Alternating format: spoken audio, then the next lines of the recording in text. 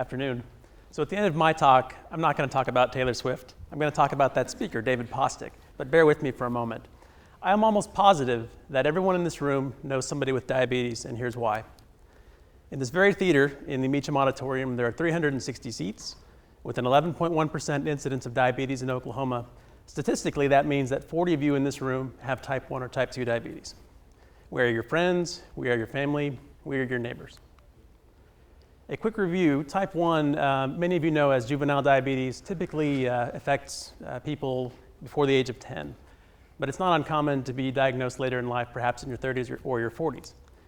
Type 2 diabetes typically begins as insulin resistance, many people associated with obesity perhaps, but it's not true that all people who are obese will get type 2 diabetes. At the same time, it's not true that it's solely a disease of obesity. In fact, my own mother is rail skinny, and she's been living with this disease for over 30 years. So that's some quick background for you. As to the causes, I simply would say it's a mix of environment and heredity. It's not fully understood, but hopefully we'll do so in our lifetime. And of course, the reason that I'm passionate about this disease is that in my own family, on my father's side there on the left, you'll see there are 4 brothers and sisters. Every single one of them is on metformin with type 2 diabetes, including one who's insulin dependent. And on my mother's side of the family, 12 brothers and sisters, a very large Hispanic family. A majority of them have type 2, including 3 who are insulin dependent. So suffice to say, this disease is destroying my family. So a quick note on the current state of affairs in the world. In the world today, there are over 350 million people with some form of diabetes. And the countries that are darker here actually have a higher incidence. So you'll notice that nobody is spared, with the possible exception of French Guiana, Greenland, and the Western Sahara in Morocco. And sadly, that number will be 550 million in 2030. And the reasons are manyfold, but one of the key reasons why the United States was so dark in that last image is that less than 1 in 3 Americans are at a healthy weight. And over time, the problem is actually getting worse. Obesity in the United States has actually increased 3-fold in the last 30 years since I've been here. One other interesting statistic that I would note is that if you look at the developed world, on the left side you'll see Japan, France in the middle, and the United States on the right. The incidence of type 1 diabetes is actually 10 times higher in the United States than it is in Japan. And again, for reasons not fully understood, but if you take both the type 1 and the type 2 patients on the same chart, the incidence in Japan is actually higher than in the United States. And I actually asked this question of a Japanese pharmaceutical executive, well, why is that the case? And his answer was simply, Mike, in Japan, we love our rice. And as I've traveled around the world, I'll actually be in India next month, I've asked the same question to people. And in Iran, in India, in China, more or less you get the same answer. People are not really willing to change their diet. They've been sort of embedded historically in the culture. So I don't see that changing. But that's the bad news. Today's message is one of hope, and I'll tell you why. And the reason is that if you were diagnosed with diabetes 100 years ago, it was tantamount to a death sentence. Within 11 months, on average, you would be dead. And most people treated it like end-stage cancer is treated today, with whatever we could use to dull the pain, and that was it. The only thing that seemed to keep people alive a little bit longer was a diet of starvation, which means we gave you just enough food so that you did not die. And you can imagine what the result of that would be, particularly in these children that were diagnosed with type 1. Along comes Frederick Banting, who with his colleagues studied and isolated insulin in dogs. And this was less than 100 years ago. These events happened and they changed the world. He would later go on to win a Nobel Prize. Eli Lilly and Company, which many of you may have heard of, commercialized the first insulin product. And of course, in 10 years, we'll have the 100th year anniversary of this prize. And this is actually my favorite slide in the entire talk. This is a before and after photo of 2 children. On the left, you'll see the emaciated consequences of a type 1 diabetes diagnosis.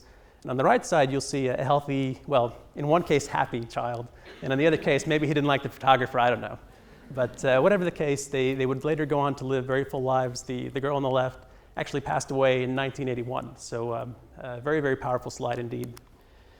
The current state of affairs, I think if you have type 1 diabetes today, or if you know somebody with type 1 diabetes today, you know it's a very, very cumbersome disease to manage.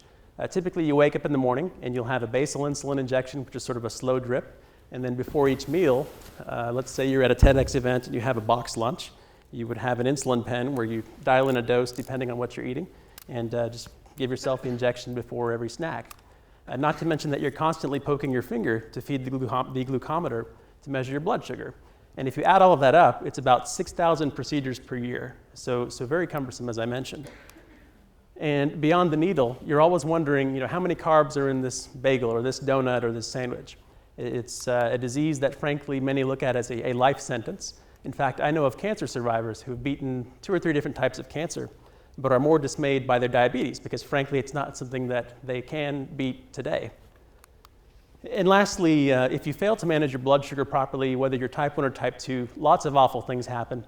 I won't go into detail other than to say we've seen all of this in my own family. But the future is very bright. I'm here to tell you that I believe within our lifetime we will see a cure for both type 1 and type 2. But today's talk, I wanted to focus on 3 innovations that I think will actually be here perhaps in the next 10 years, before that 100th year anniversary of insulin.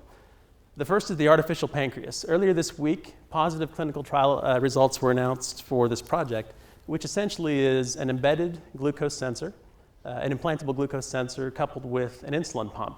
Now, there is a software algorithm that helps these 2 devices work together in the body, but the end result is that it's mostly passive, so that if you have type 1 diabetes, the only thing you have to do is replace the battery every now and then and make sure that it's full of insulin. So if it works, it would be very, very powerful and transformative. Secondly is the concept of replacing the body's own beta cells with encapsulated, replacement beta cells. And what that means is that essentially you're taking donor cells, putting them in a device, and embedding that in the body in a way that your immune system will not attack those cells, and therefore it's more or less like having a pancreas. And the last technology is the one that I'm particularly excited about. I'm a biochemist, as you know, and I met a professor that had a technology here that really caught my imagination. And the concept is basically that of glucose-responsive insulin, which basically means that rather than having 4 to 6 injections per day, you would have one technology that you would wake up in the morning, perhaps with your coffee or tea, or for your child, your milk or your juice, one dose, which then lasts you through the entire day without having to carry around the needles, and it would be very transformative if it works. And the goal, of course, is that as you wake up and each meal that you have, your blood sugar rises, and in this one product, you're able to essentially vary the dose depending on the body's need at any given time. Now, having said that, all of this then goes away, and you just have this one daily injection. So very, very powerful if we can make it work, and this is what I'm devoting my life to at this point. So if it works, of course, would make basal and prandial insulin obsolete, fundamentally change the treatment of diabetes, and most importantly, give those with diabetes a chance at a normal life. I always get asked the question, well, what can I do? I mean, many of you probably have someone in the family or maybe a friend with diabetes, and I always answer with the same 3 things. The first thing is to know your history. If your parents and aunts and uncles and grandparents are around, ask them. Many of them you probably might not know would have type 2 diabetes, or maybe even type 1, but it's important to at least know if you have a risk factor. And the second thing, I've actually purchased a $99 kit from 23andMe just to see what the results will be. And essentially they'll send you a personalized test of your genome to see what other diseases you might be susceptible to. And it's not entirely 100% scientific in the sense that it's some dangerous knowledge that you might have, but I think for the most part, if you know what to do with it, it can be done very responsibly and very beneficially to you. So, and the last message, of course, is that if you do have risk factors, that you take them very seriously, which is what I'm doing on Monday. I'm going to get my blood drawn and doing my annual physical. The second thing is to take charge of your own health. There are very small things that you can do that will have a dramatic impact on your life. And the first of which, of course, no one likes to hear diet and exercise, but that, of course, is the best thing that you can do. And for me, I wake up in the morning at 6, grind out some coffee for the French press, and while that's brewing, I essentially find whatever fresh fruit I can with some Greek yogurt, and blend that all up with some frozen fruit, and that's our breakfast for my wife, my 2 children, and myself. And I can tell you that in the last year, that coupled with the Fitbit that you see on the right there, I carry around one of these health monitors that couples with a scale, and the end result is that in the last 10 months, I've actually lost 10 pounds. My hyper-competitive type A wife has lost 15 pounds. So, so I can tell you these things do work, whether you're a Nike Fuel Band fan or whatever it is. It's relatively cheap. This is $69. The scale's a bit more expensive, but it works. And the last thing I can tell you is to please support your local organizations. If you're a marathoner, if you like to be involved in walks, these groups put on some great events. And I can tell you that the American Diabetes Association, Juvenile Diabetes Research Foundation, and IDF do some great work. Frankly, my company would not exist without them. So please do what you can to support these wonderful organizations. And the last thing I'll tell you about, to tie back to my earlier comments, David Postic, I think you're probably still in the room here, but when I was a student here at OU, I used to walk by the seed sower in the South Oval thousands of times, never really gave it any thought, until my senior year. And the reason is that, like David, I have two parents that are both scientists. In fact, one who has something like 45 patents. And I actually got accepted into dental school. My lifelong dream, or so I thought, was to go and fix teeth for a living. And I got into Temple in 2000, which at the time had done this $100 million renovation, and it was really doing some great things. But as I walked by the seed sower, I thought, this is not a seed that I want to plant. It really wasn't my goal per se, and I gave all of that up to do startups for a living. Had I not made that decision, I would not have been involved in these 9 companies, and I'm not going to tell you that they all worked. I'd say out of the 9, 3 succeeded, 3 of them failed outright, if not spectacularly.